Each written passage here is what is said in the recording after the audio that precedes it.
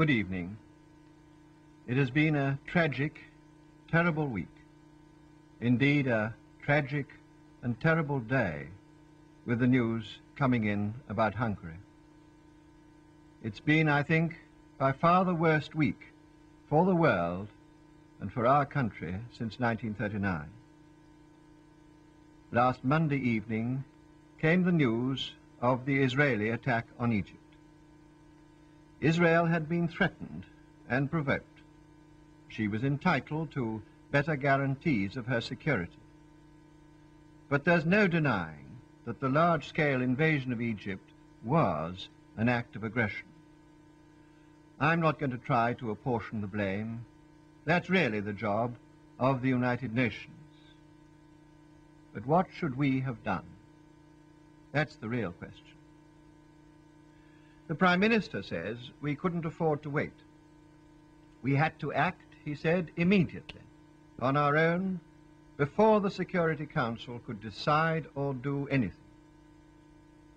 Yet what are the facts? By Tuesday evening, even before the 12-hour ultimatum to Egypt had expired, the Council had met, reached a clear decision, and been blocked by the Prime Minister's own veto. There was no lack of speed here. The trouble was obstruction, obstruction by Great Britain.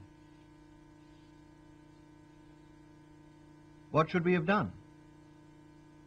If only we had supported that resolution and followed it up by proposing that a United Nations police force should see that the resolution was carried out. We could have offered to be part of the police force ourselves. This wouldn't have been intervening on one side or the other. This wouldn't have been acting on our own. This wouldn't have been an act of aggression. We should have been acting on behalf of the United Nations with their full authority and with world opinion behind us. But this is not what happened. Something quite different happened. Having rejected the United Nations resolution, we carried out our threats. We went to war with Egypt. Make no mistake about it. This is war.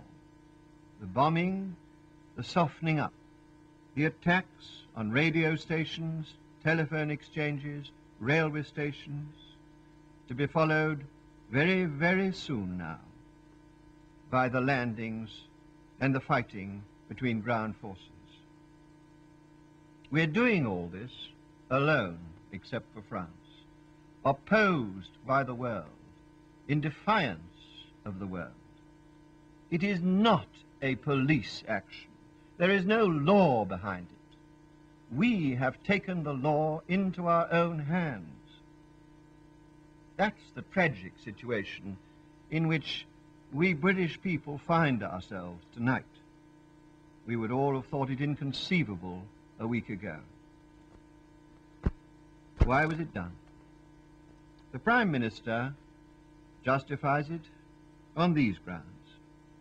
First of all, he says, to protect British lives and property. But there's been no rescue operation. Instead, to tell the truth, thousands of British civilians now living in Egypt have been put in grave danger because of what we have done. The Prime Minister says it was to safeguard the canal and the free passage through it. What has happened to the canal? It's blocked because of what we have done. Was the canal indeed ever really menaced before we began bombing? I very much doubt it. There's no evidence to show that it was. I'm afraid the real reason for going to war with Egypt was different. I've seen the text of the first broadcast of the Allied command to the Egyptians. This is what it said, in Arabic, of course. "O Egyptians, why has this befallen you? First, because Abdul Nasser went mad and seized the Suez Canal." The broadcast was right. It was this which really induced the Prime Minister to decide on invasion. The Prime Minister has said we were going in to separate the two sides. But you don't separate two armies by bombing airfields and landing troops 100 miles behind one side only. No, this is a second onslaught on a country which was already the victim of an attack.